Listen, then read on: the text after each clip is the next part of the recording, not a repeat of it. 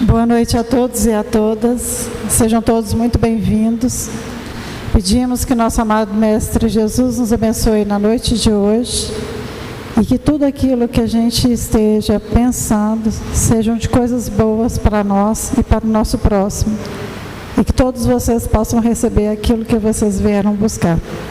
Hoje eu vou dar continuidade à nossa a nossa conversa sobre o tema liberdade. A parte 1 já está disponível na nossa página do YouTube, se alguém tiver interesse em assistir, tá? A parte 2, a gente vai falar um pouquinho sobre liberdade de pensar, liberdade de consciência, livre-arbítrio, fatalidade e conhecimento do futuro. Como normalmente as pessoas que estão aqui hoje não são as pessoas da semana passada, eu vou só relembrar um pouquinho.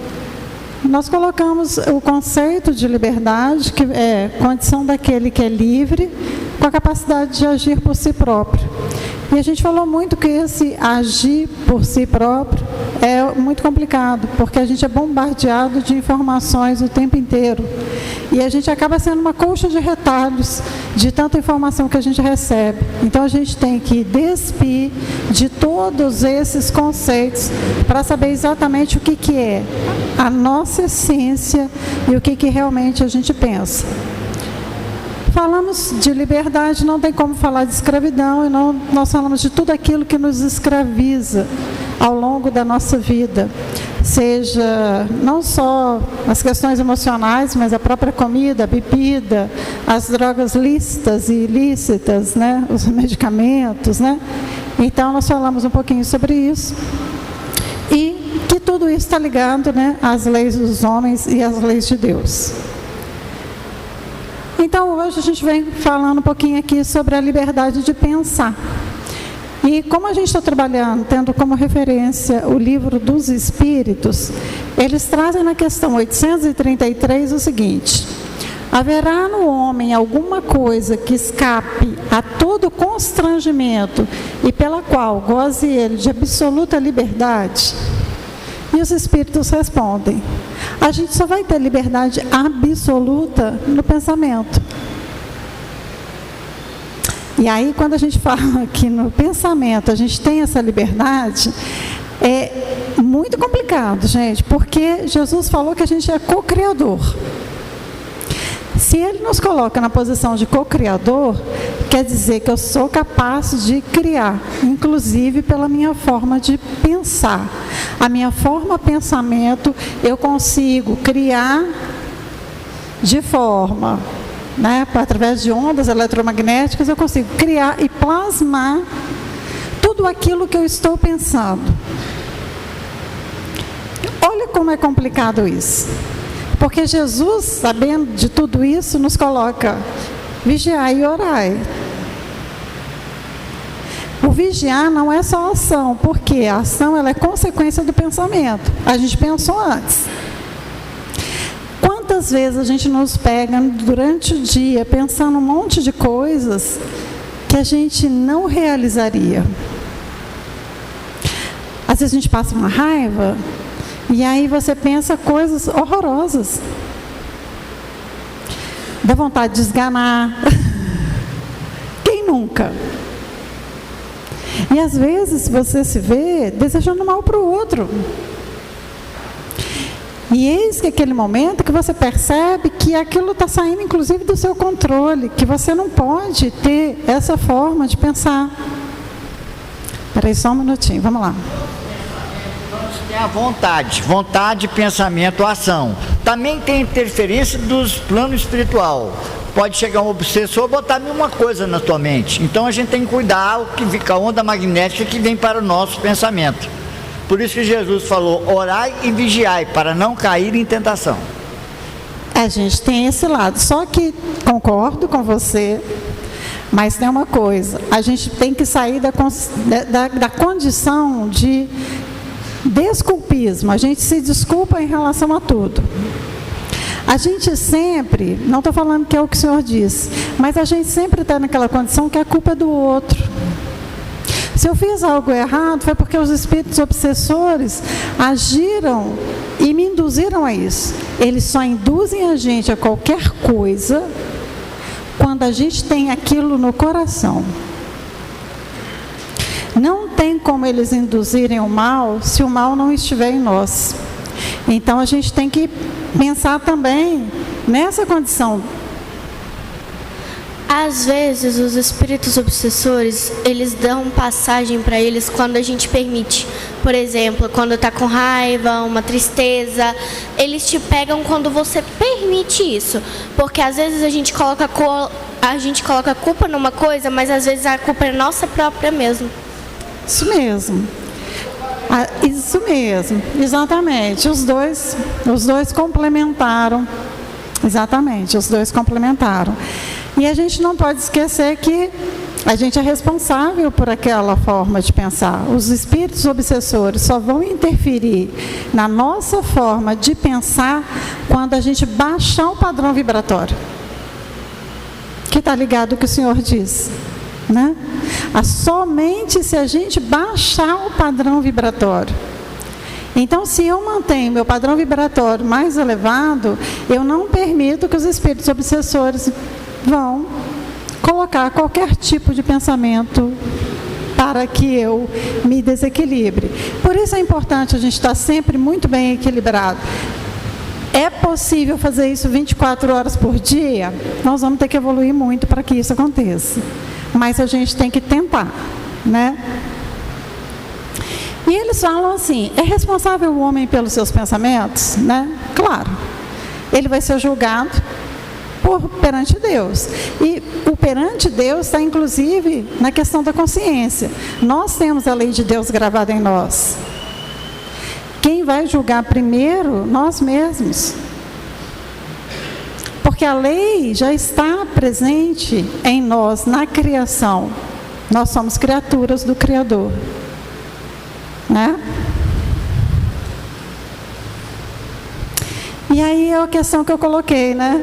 A gente pode estar num padrão vibratório muito baixo, e aí sim, o que você colocou, a gente pode ter sim vários espíritos ali, obsessores, aguardando ali uma brecha do que está de ruim no nosso coração e que ele enxergou.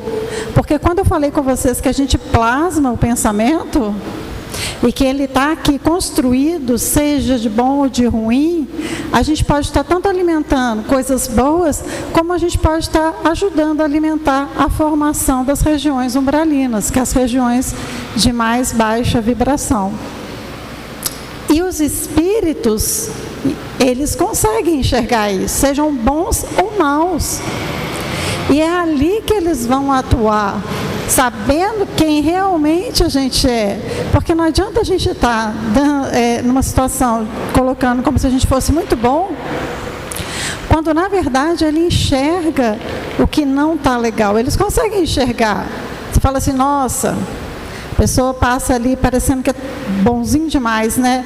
Mas ele não é tão bonzinho assim não. Porque ele deixa várias brechas para a gente poder atuar. Eu recomendo que as pessoas até assistam o filme, né, Os Mensageiros, que mostra bastante sobre isso. Ainda está passando no cinema. Aqui, a questão dos obsessores. Só um minutinho. Estou chegando. O nome do filme é Os Mensageiros, tá? Que é a segunda parte. O primeiro foi O Nosso Lar, né?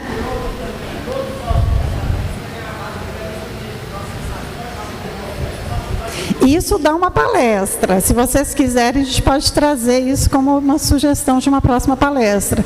Tudo aquilo que a gente pensa fica gravado no perispírito. E aí a gente pode falar, porque isso é uma palestra inteira só sobre isso, inclusive o processo de saúde e doença, né? E ali os espíritos de luz sendo atraídos também pelo nosso pensamento.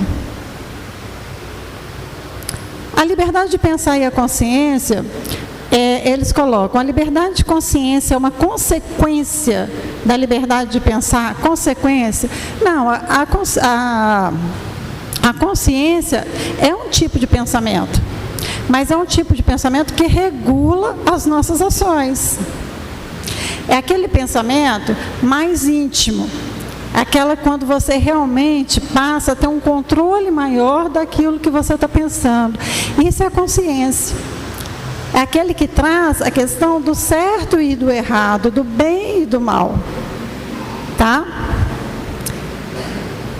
Então, a consciência vai ser aquele que, quando a gente está pensando, fala assim: opa, para, não é isso que eu quero pensar, não é isso que eu estou desejando, não é isso que eu quero para mim, não é isso que eu quero para outra pessoa, vou sair desse pensamento, e o pensamento volta.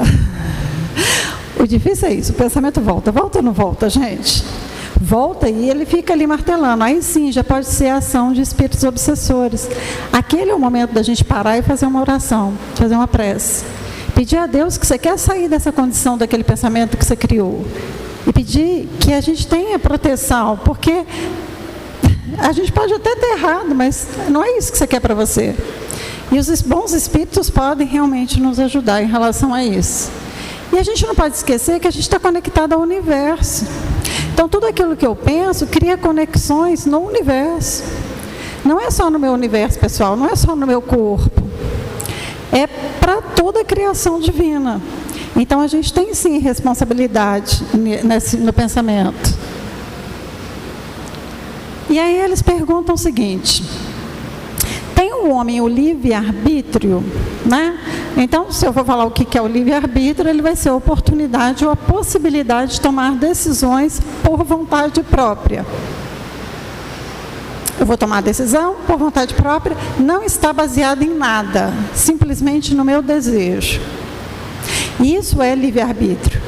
Fiz por quê? Porque eu quis.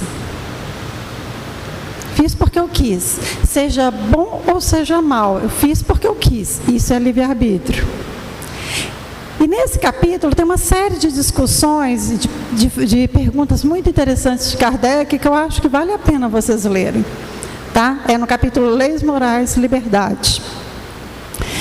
Bom, se eu tenho livre-arbítrio, eu tenho livre-arbítrio por quê? Porque eu sou capaz de pensar, eu tenho a liberdade total de pensamento e eu tenho a capacidade de obrar, que é agir, trabalhar ou realizar. Seja bom ou seja mal. Isso é livre-arbítrio. Aí muita gente fala assim, tá, livre-arbítrio, mas às vezes a gente parece que a gente está preso a uma série de outras questões. Pode até estar preso, sim, a várias questões. Mas a gente tem que ter a liberdade com responsabilidade. Não existe liberdade sem responsabilidade. Não existe. Eu preciso valorizar tudo aquilo que está na minha vida. Isso é ser responsável, né? Então, vamos lá.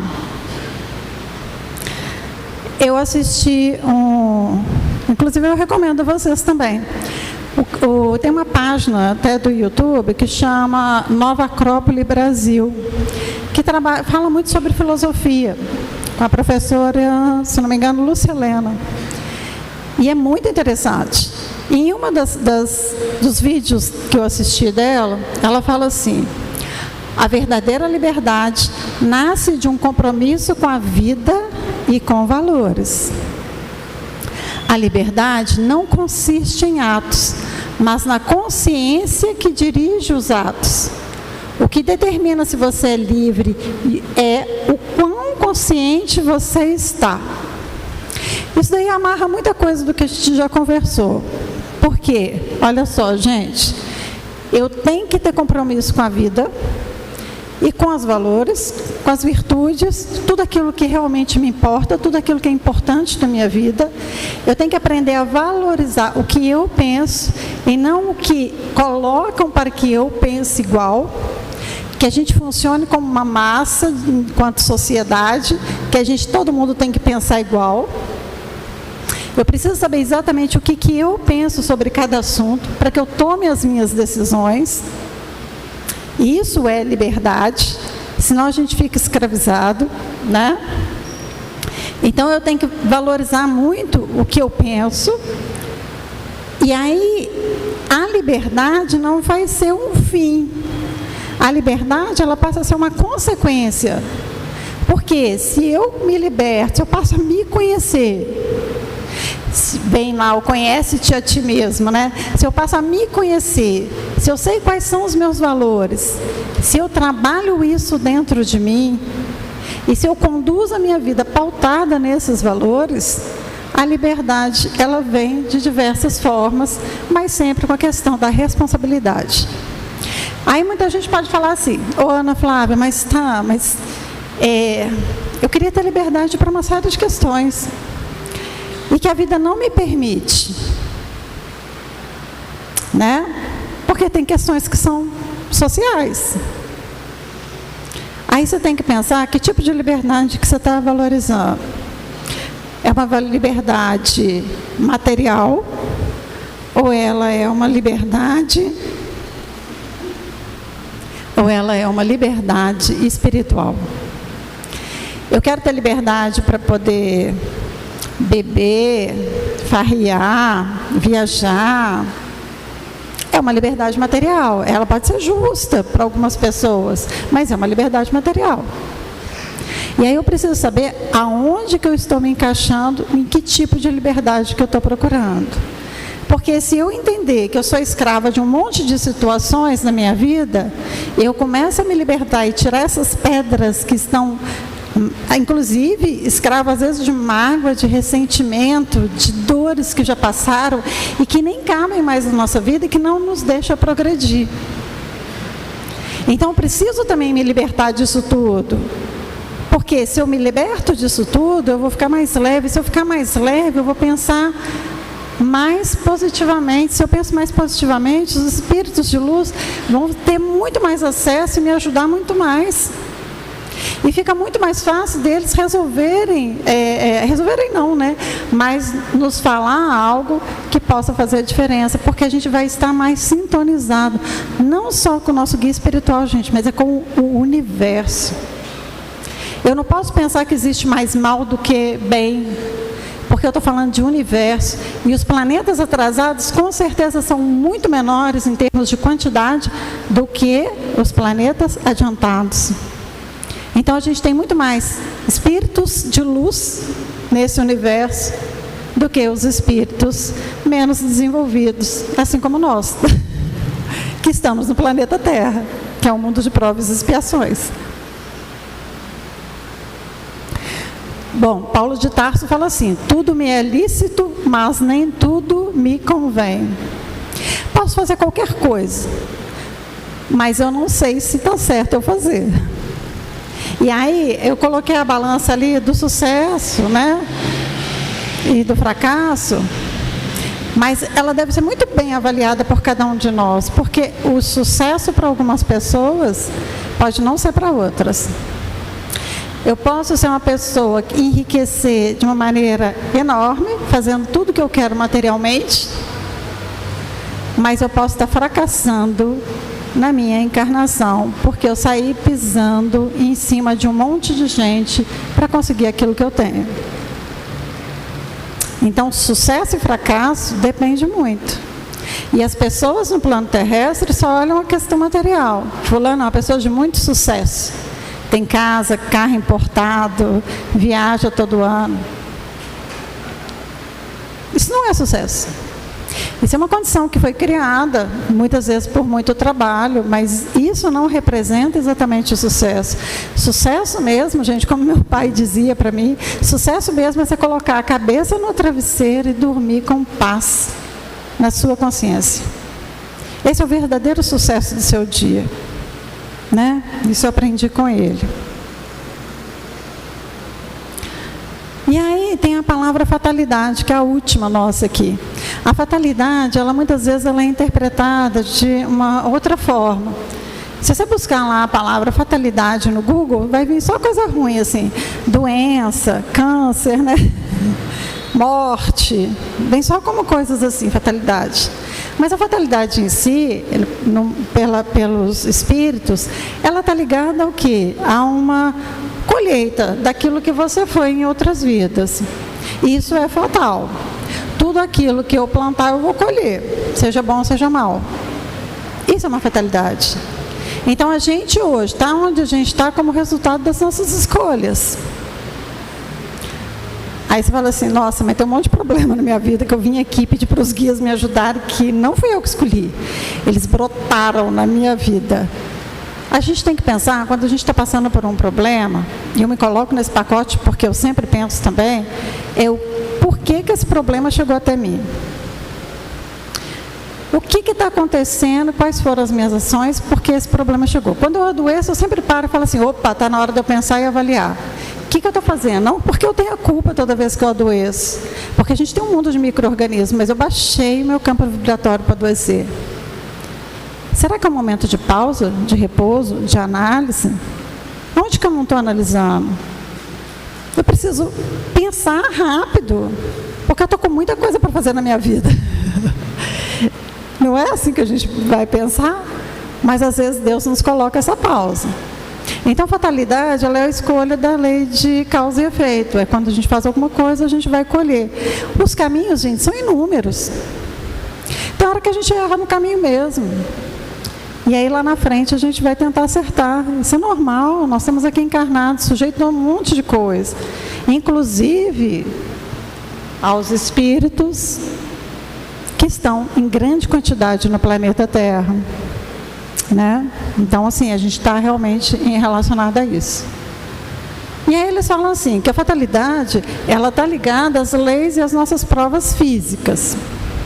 Isso é fatalidade, tá? Para os espíritos. E existem acontecimentos que são pré-determinados no nosso processo reencarnatório. Tudo é pré-determinado? Não, porque senão não teria o livre-arbítrio. E eles nos colocaram que a gente tem livre-arbítrio. Então, não está tudo pré-determinado, mas algumas provas materiais a gente vai ter que passar. Está pré-determinado, mas isso não pode transformar, já que tem a palavra lá, fatalidade. Isso vai acontecer.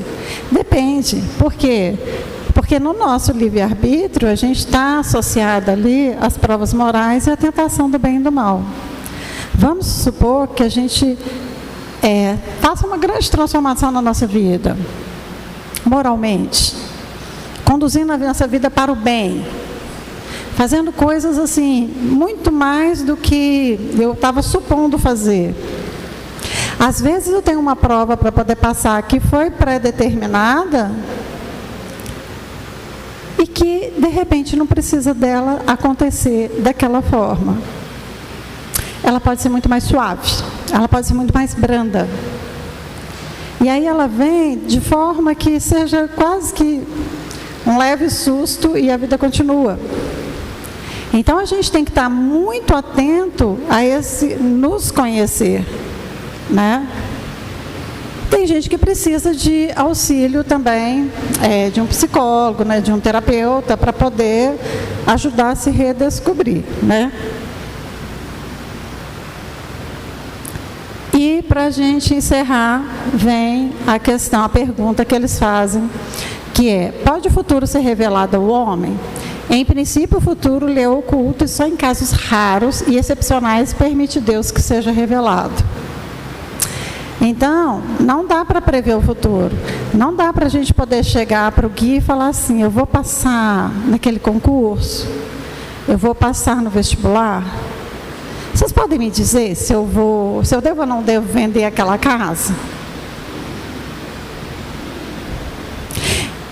Eu também fico sentada nesse banco para ser atendida.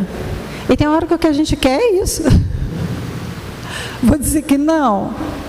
Tem hora que tudo que eu quero é escutar o que eles vão me falar de uma forma que me conduza. Eu devo ou não devo fazer aquela especialização? Será que eu troco de emprego? Será que aquele emprego vai ser melhor? Pode me ajudar? Eu peço ajuda a Águas Claras o tempo inteiro. Vai falar que não, meu guia? Claro que ele não vai me dizer, mas ele vai me orientar. E às vezes a gente não sai daqui da casa falando assim: nossa, eu não consegui saber o que eu queria, mas com certeza você tem uma orientação. Com certeza, ao longo da sua caminhada, eles vão falar algo que te ajude nessas grandes decisões da vida da gente. Isso é um fato, tá?